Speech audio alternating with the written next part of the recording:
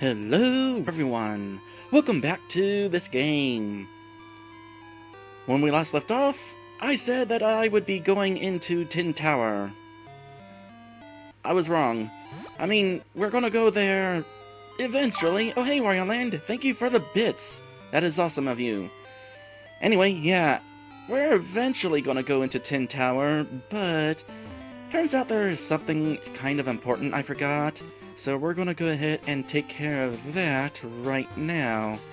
For you see, after we caught the quote-unquote pseudo-wudo, I still regret not just running away from it. We could have headed over here and talked to this guy. Did you clear that wretched tree?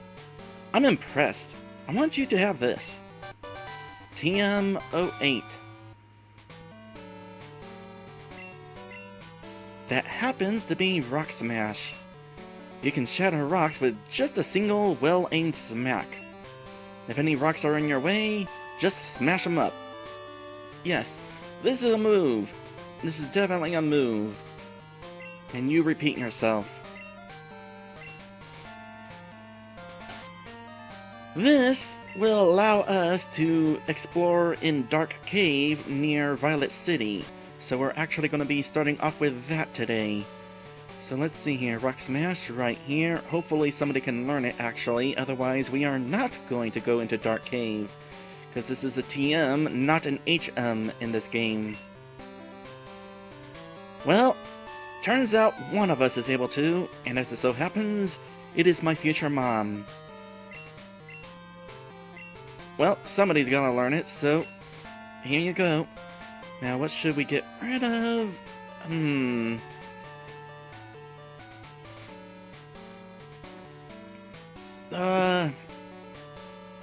Gonna go with getting rid of Double Kick. I really like Double Kick, but Rock Smash is a fighting attack as well, so for the sake of variety, replace Double Kick. So replace one fighting attack with another. Now, the nice thing about this randomizer, I said before, that it updates various attacks to more modern stats. Rock Smash in Generation 2 typically has an attack power of 20, and considering you need it in order to access certain secrets, that's a pretty crappy attack. However, for this randomizer, it has been updated to an attack of 40. Still kind of weak, but otherwise good to have, actually. Not crap, at the very least.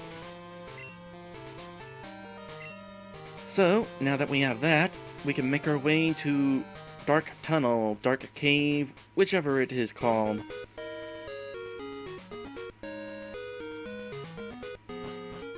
By the way, been thinking about this current team, and it is definitely an interesting team. Not a team that I would normally have on a vanilla run. That said, I feel like we filled up this team too quickly. By this point, might have been better if we had only 4, maybe 5 Pokemon on the team at the most. Because here's the thing, we are encountering some pretty interesting wild encounters during this journey. However, because this team is already full, all wild encounters, well, none of them are on the table to be trained. They're interesting to see, but we're not going to be training them because this team is more or less set in stone already. I should have not filled it up so quickly. I have a plan though. Later on in this adventure, we'll go ahead and open up some slots for, we'll say, story reasons. That'll make things kind of interesting with wild encounters again. For now, at the very least, yeah, this is definitely an interesting team.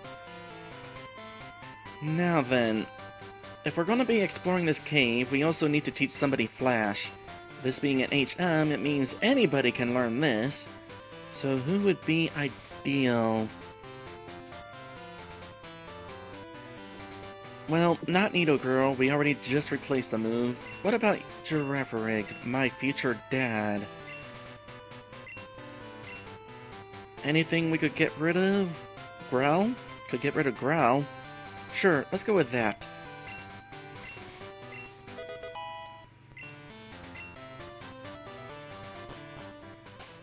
As a reminder, Flash is also updated, so it has a 100% accuracy in battle. Don't know how often we'll actually use it in battle, but still, it'll be kind of useful to have. Now, who should we put in front? I guess it doesn't really matter right now. But wait, it does matter. There's Nidokings in here. Maddie, you are going to be leading us through this cave now. Now we can actually see through here. We can actually know what we're doing and not running into all the boulders. And here is where Rock Smash comes into play. Needle Girl used Rock Smash. And in Generation 2, there is a random chance that there will be a Pokemon under the rocks. Normally, it is, I want to say a Krabby, but it seems for this randomizer, it is a Doduo. See, this is what I'm talking about with filling up the team too quickly. I would love to actually train one of these.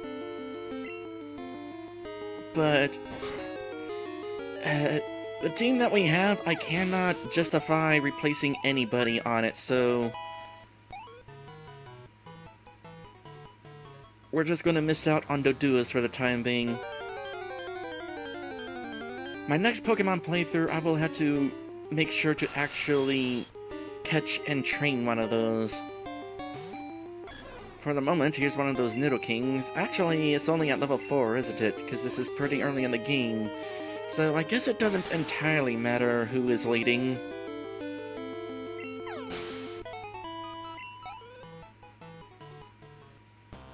Not bad experience considering they're at level 4, though. They are, after all, a fully evolved Pokemon.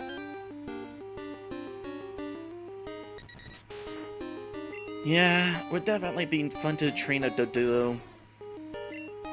Actually, I suppose I'm not too butthurt about not being able to train one of these, considering the randomized evolutions. What I'd really like to train is a Dodrio, and these will not evolve into Dodrios on this run.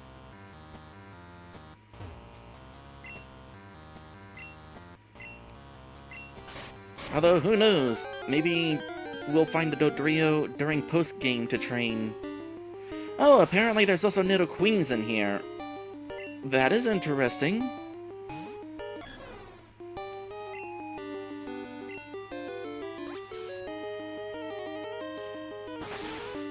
This was under a rock?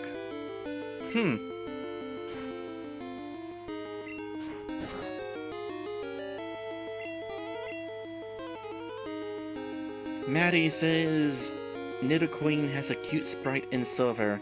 I totally agree. It's a shame I won't be able to become a Nidoqueen on this run. You know, randomized evolutions on that. Although typically I wouldn't evolve at all. I am perfectly fine just being a Nidoran. For this run though, I do intend to evolve at some point. For reasons.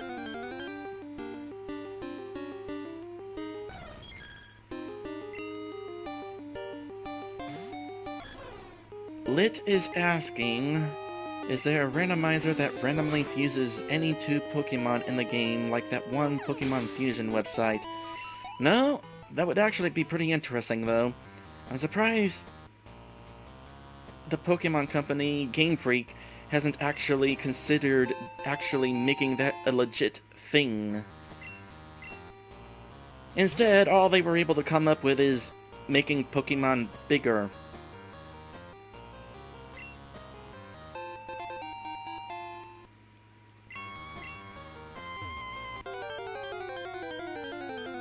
And this is an encounter we could have avoided had we not made a wrong turn. That is the downside of riding a bike. Handling, not great. There's gonna be another item somewhere in here, right? Yeah, let's go this way, actually, for real. Because I feel like there was something over here. Maybe not, though. Guess not. Don't appear to be anything.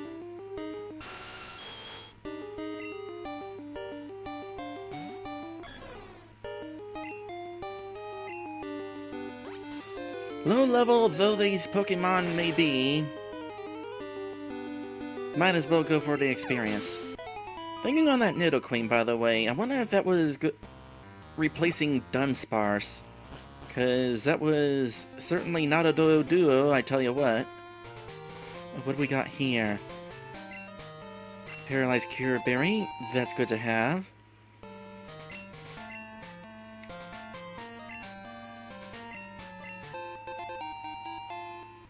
So Maddie says there is a fusion ROM hack. That would actually be pretty interesting to see. Hoodlum's Crafty or Game Boy Luke, one of them, doing a fusion playthrough? Might have to keep that in mind. Oh right, we're gonna have to come here twice. Because the path splits and there's trainers in both directions. Okay, well, we're out of the cave at the very least, so let's put somebody else in the lead. Let's go ahead and strike back.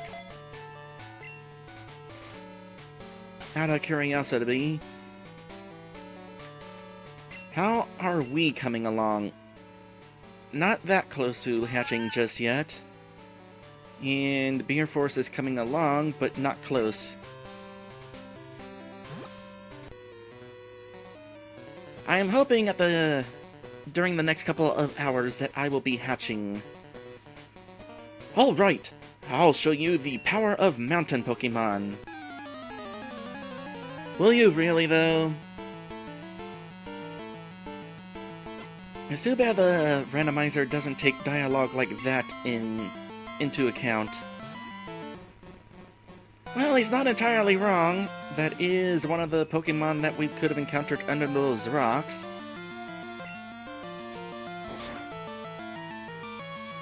Inside that cave, so that kind of makes it a mountain Pokemon.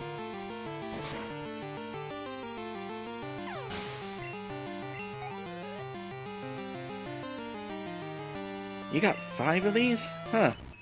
That is quite a sizable team for this early in the game. Especially considering they're not all Magikarp. I think normally they would be all Geodudes.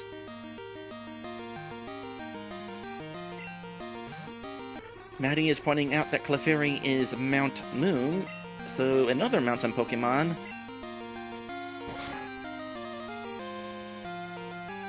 I feel like this chief has made his point. He does in fact have mountain Pokemon.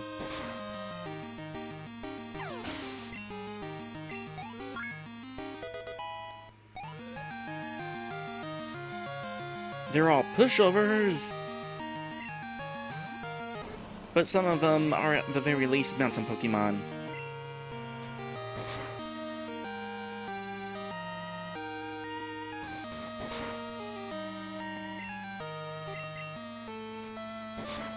Welcome back, Strike Back. You are currently wiping this team.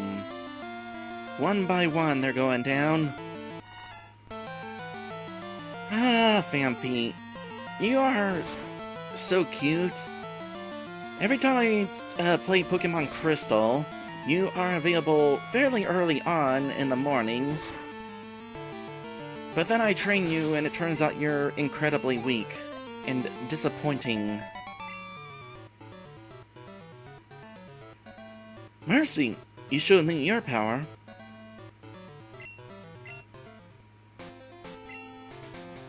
It's over. I don't mind. We hikers, or, you know, chiefs, are like that.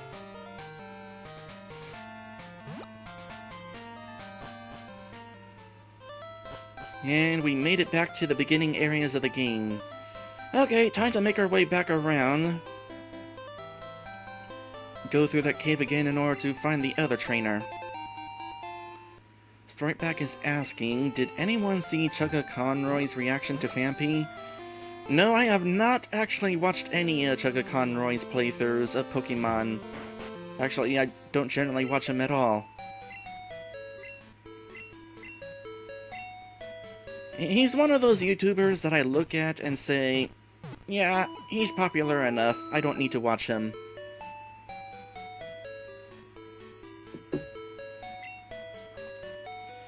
Oh, hey, thank you for the resub, Beer Force.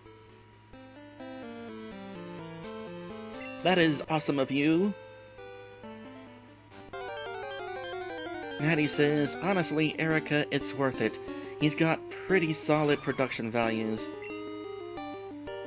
I'm sure. Main thing is, I have enough trouble keeping up with the YouTubers I already watch.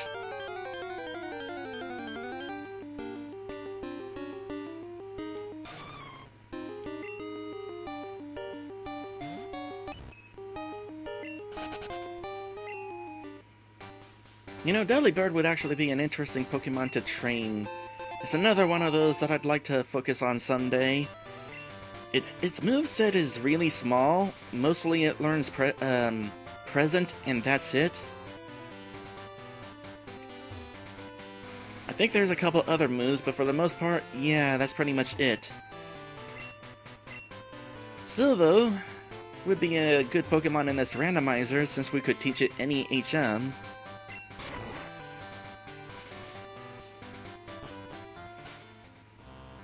Okay, back through here we go. In this case, I think we'll speed things along and run away from whatever we encounter.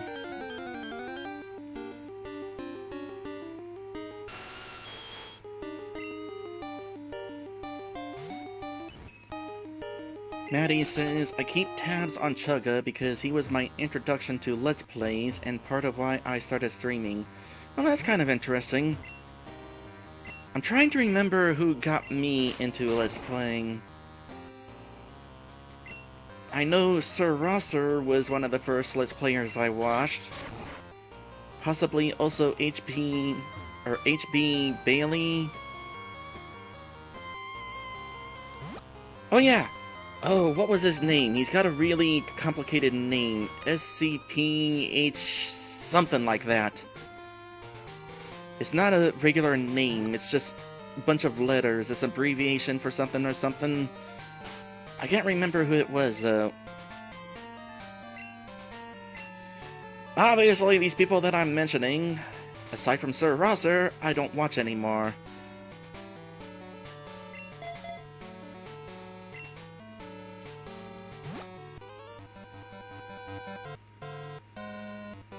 I'm raising Pokemon too. Will you battle with me? Oh, by the way, hopefully none of these people who I say I don't watch anymore don't wind up coming along and see me saying that I don't watch them anymore. That would be slightly embarrassing. There's nothing like being told that you are not watched.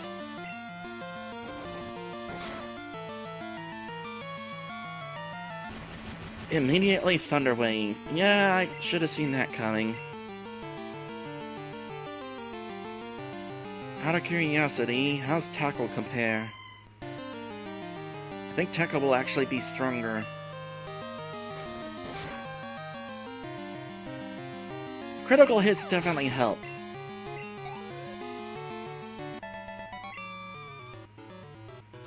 What?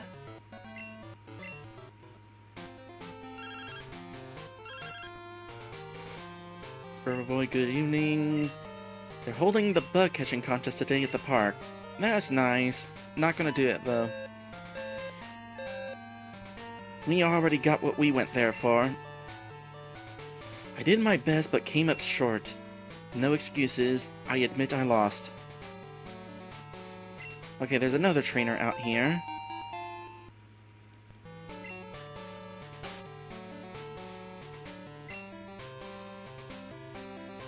Let's see, Paralyzed, Cure Berry, do we have just a thing that cures paralysis like a regular item? No, guess not.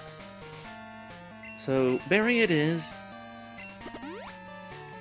Maddie says it'd be worth it to say H.C. Bailey was in one of your streams. You know, this is true. It would be cool to see H.B. Bailey watching some of my videos and stuff. Or any popular streamer for that matter. Let's Player. I raise Pokemon too. Let's battle.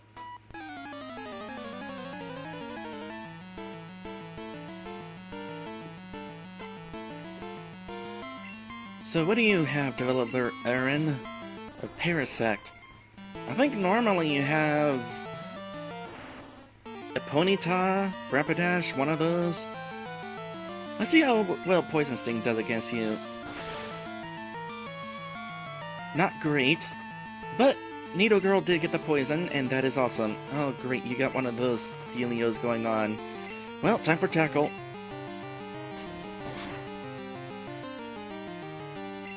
Another critical hit, in this case, didn't really end the fight. Thankfully, that Parasect has had some bad luck with the paralyzing powder. I know how that is. What else you got? A Furret. You know, if I was playing this vanilla, I would totally be having a Furret on my team.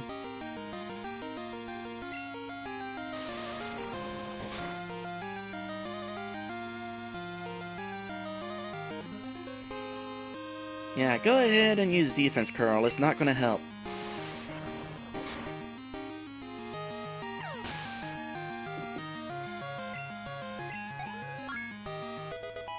Another level up, good.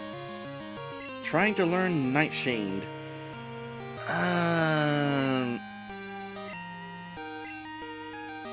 So Nightshade causes damage equal to your level, which means right now it would cause 21 damage every time. Moves like that... Moves like that are good for when you're dealing with a Pokemon with high defense. It guarantees you'll be able to cause some damage. At the same time, there's usually something you have on hand that will cause more. So, no.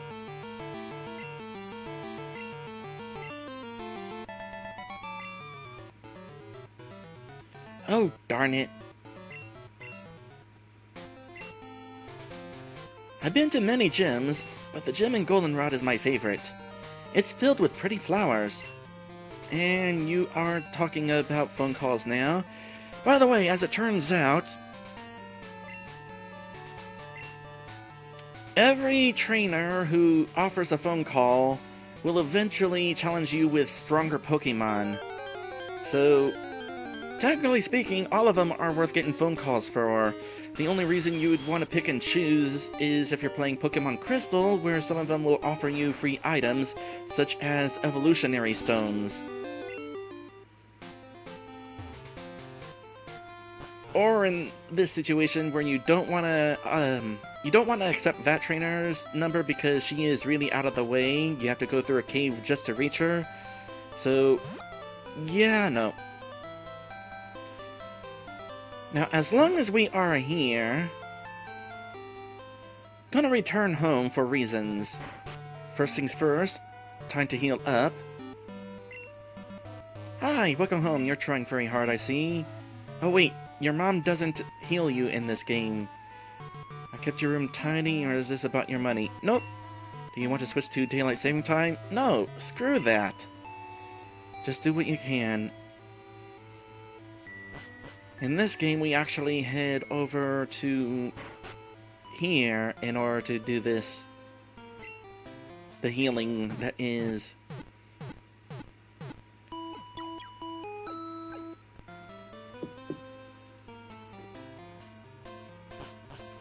Speaking of phone calls, by the way, I'm a little curious.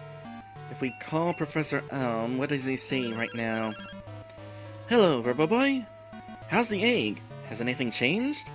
If anything happens, please call. We will. Just no guarantee anything will come of it. Now, the real reason that I wanted us to come back here is because earlier, Robo-Boy's mom bought him a present. And that present is accessible right here. Decoration. Let's go with an ornament. And we'll go with the Charmander doll. We'll put it on the right side. And there we are! We have a cute little Charmander doll! Oh, my mistake. It's an adorable Charmander doll. I absolutely love this feature. Throughout the journey, your mom will buy you a few gifts that you can use to decorate your room. And if you're playing this on an actual Game Boy Color, you can use the, infrared thing on top of the Game Boy Color in order to do Mystery Gift and get other decorations for your room through that. I love this feature. They also brought it back in Generation 3 and then dropped it from then onward. I think it might have been in Generation 4 actually, but yeah, they dropped the feature, and it is unfortunate because I love the idea of decorating your room. It serves absolutely no purpose, but it's a neat thing to do, like how you can decorate and change your look in modern games. I'm glad that's a feature at the very least, but it would have also been nice to also change your room. For example, we could also put away the bed if we wanted, and suddenly no more bed. We stored it onto our computer. You know, now that I say that, that would actually be really convenient. We wouldn't need moving trucks if we could do this. We could just store everything on our computer and then pack our computer in the backseat of the car, and then use our computer to unpack at the new destination. I think in place of our bed, we could also have a giant Snorlax plushie to sleep on. That is awesome and makes me wish even more that they kept the feature in future games.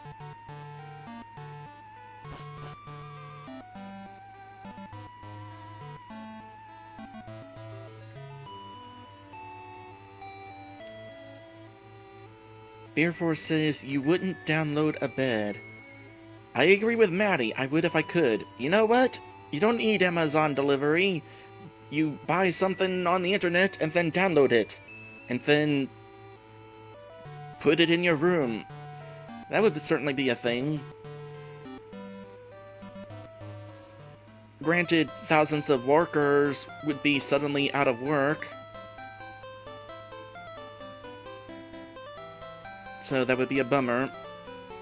Maybe we shouldn't actually head towards that sort of technology right now. It sounds as bad as having a robot boy trying to become a Pokemon champion.